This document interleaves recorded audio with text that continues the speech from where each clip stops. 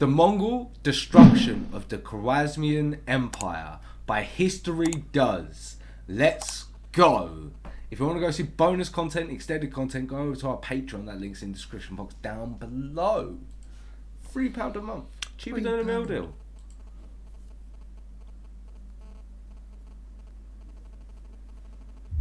Okay, I was wondering if the sound was going to work or if it was just me. History Does. Let's go. Through mountains and desert, beasts of burden have traveled to the city of Otrar, saddled with goods from the far east. The 400-man caravan slackens its pace before the famed Islamic metropolis, which glows with looming citadel and elegant contours of sandstone. Thereupon the travelers meet the governor of the town, Inalchuk, to whom they reveal that they bear a bountiful trade offering from their master. For the warring horsebound nomads of the Golden Steppe have united under their lord. The Mongol riders now answer to the man called Temujin, the great Genghis Khan. The one and only. Inalchuk sends word of this Mongol caravan to his nephew, Shah Mohammed II, the supreme ruler of Otrar in these lands known as the Khwarazmian Empire. And with the blessing of the Shah, Inalchuk, driven either by suspicion or greed, executes the entire caravan and sells its precious cargo for his own profit. Yeah, I remember. Yet one traveler escaped the bloodshed, and now he treks back to report to Genghis Khan. The Mongol answer arrives in short order at the palace of Shah Mohammed, 3 meager emissaries. The men implore the Shah to make peace with Genghis Khan and to hand over Inalchuk for punishment. The Shah has heard tales of this Mongol empire. A few years ago, he sent an emissary to the city of Jiangdu or Beijing, China, the great pearl of the Jin dynasty. And they warned him. Walls that stretched 40 feet high, concealed within a putrid vapor.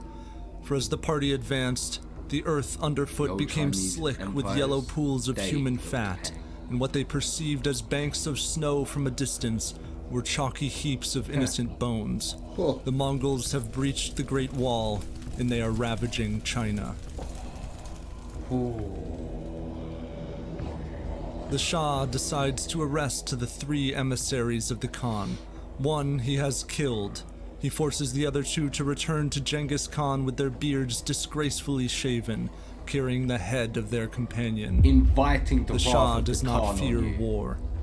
Having recently annexed the eastern stretches of his domain and executed tens of thousands of civilians who resisted his rule, Shah Mohammed II styles himself a great conqueror, who answers neither to the Abbasid Caliph of Baghdad to his west, nor to strange Mongol nomads to his east.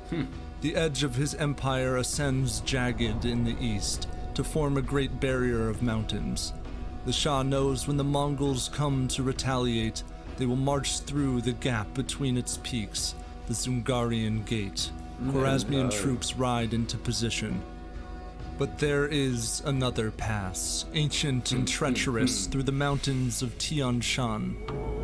A cold white wind torments all who trespass its ravines and sheer cliffs. And there, frozen bows rattle against huffing beasts. Marching through white dunes and staggered corridors is a Mongol force of 30,000. Descending from the mountains, they plunder the Fergana Valley until the Shah leads his army after them. The Mongols, though outnumbered and travel-weary, display their unfailing discipline and mastery. In brilliant charges and feints of light cavalry, the synchronous packs of riders rain arrows into Khwarazmian ranks. The larger Khwarazmian force bleeds. This is insane. Do you know what I mean? Like you see the Mongols, like the whole army on horses, coming from an indirect fucking passage that you didn't expect. Brother, it's like the preemptive fucking blitzkrieg. Do you know what I mean? Right? This is them charging through the Ardennes, attacking France, and just overrunning them. Do you know what I mean? It's like the pre-medieval, no, it's like the medieval blitzkrieg. Like the army is just nuts, brother. What are you going to do against the Mongols when they're actually all aligned together? Troops, but manages to hold its ground. and at day's end, each side retires to its camp. The Mongols disappear under cover of darkness, slip deeper into Khwarazmian territory. The Shah will learn that the army that has just repulsed his attack is only a vanguard force, led by the Khan's generals Jochi and Jebe. Just the vanguard. From the Zungarian gate, more are coming. So Inalchuk has readied Otrar for war. The gates are shut, and his general So Khwarazmian. obviously he was protecting there originally. They've come through this blitzkrieg area. He's gone and like tapped them, and now left this open. They're now the main force. Commands the strong garrison. Lining the walls, the lookouts perceive a beating hum, galloping forth. It is said that then Inalchuk mounts his wall, and looking forth, finds no words, but bites the back of his hand in awe.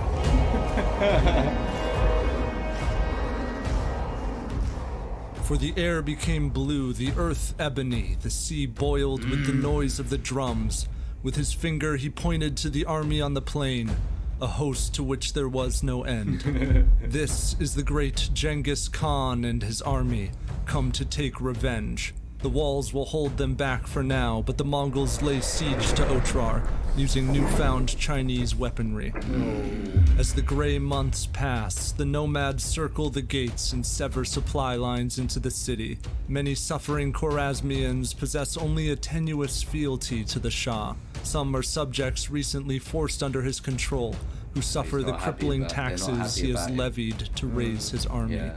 In his despair, General Karacha rides out from the gate with his followers and defects. The Mongols welcome him into camp, only to tell him that his betrayal of the Shah reveals his own disreputation as an ally. They execute him and his officers. Traitors inside... Yeah, brother. Oh, the mate, he Mongols... saw that as a way out. He saw that as a way out and it backfired. Yeah, brother. They're like, oh, so you're willing to like turn your back on people? Well, you do realise that one of the Mongol key aspects to their squads is loyalty. What happens is they're grouped into 10-man groups, right? If one man runs away from that group, all 9 other men die. So you don't run away because you're getting your other 9 friends dead. Like, you don't run away. I see you. You haven't liked the video yet. Why not? Go on. Go like it. While you're at it, you know you want to subscribe. And if you want to go to our social medias, all the links you need are in the description box down below. And you might as well head over to our Patreon as well, where you can get extra bonus content if you're enjoying this. That link's in the description box down below. But we'll get straight back into the video. Love you guys. Otrar, seeking an end to the siege, open the unmanned gate and the Mongols charge in. They massacre soldiers and townspeople and pillage what they find. Inalchuk retreats to the citadel with his remaining troops. For weeks they resist until the last soldier, and barricading himself in a hopeless room which overlooks his fallen city, the wretched Inalchuk resorts to casting down bricks upon his foes. The Mongols drag him out and take him captive. Brother, why didn't you kill yourself? Genghis Khan has proclaimed that the conflagration of the Khwarazmian Empire has been brought on by Inalchuk, a thief sick with greed, and so the Mongols decide to give the governor the precious metal he so desires. The Mongols pour molten silver into his eyes and ears, such that the defiant face of Inalchuk sears inward and spills at their feet. So you know the Game of Thrones, the Golden Crown? Yeah. I'm 90% sure that R.R. Martin drew inspiration from this, because a lot of his inspiration is from history. Others contend his end was more prosaic, that the Mongols simply strangled or trampled him to death. Regardless, Inalchuk is dead, and tens of thousands of Mongols under the Khan's generals now plunder the empire from all ends. Shah Mohammed readies his army for a final stand, galloping out to meet them before the capital city of Samarkand. But Genghis Khan and the main force have disappeared, ventured into the vast Kizilkum desert, long thought impassable. Impassable. Beneath ornate mosques, the humming markets of Bukhara have built the fortunes of aristocrats and concealed the dismal slums of the peasantry. It was here that Inalchuk sold the plunder from the Mongol caravan. And that is why, stealing the horizon, Genghis Khan and the Mongols advance on its walls. Yep. Having traversed the dunes of the Kizilkum, the Khan anymore. besieges Bukhara, using Khwarazmian prisoners as human shields in the assaults. Yeah. After only a few days, thousands of troops emerge from the gate. Khan. The Mongols slaughter them and rush. Brother, he does this a lot. He does this a hell of a lot. I've got a lot of respect for that. Oh, brother, yeah. I've watched like the whole Kings and Generals like series on him. Brother, he will like take people from the area and put in front of siege weapons that are going to break down walls and stuff like that. Nice. Right, yeah, won't even give them weapons or anything. He's just like, no, you just walk ahead. And he's just like, to people on the walls, are you going to fire on your own people and let the siege weapon go there, or what are you going to do? Make that decision. There's a lot of other stuff, like chucking people with plagues into places, like chemical warfare or virus warfare, like, yeah, he was smart. Into the city, Genghis Khan decides to join them. One source records that the Khan addresses the city. O people, know that you have committed great sins. If you ask me what proof I have for these words, I say it is because I am the punishment of God. If you had not committed these sins, God would not have sent a punishment like me upon you. Scouring financial records, the Mongols identify the nobles who purchased the Khan's stolen cargo and threaten that all who fail to return the valuables will be executed. The Mongols advance on the citadel of the city's heart, forcing their civilian prisoners forward until their bodies fill the moat, at which point the Mongols drive siege weapons over them and breach the walls, killing all of the soldiers within.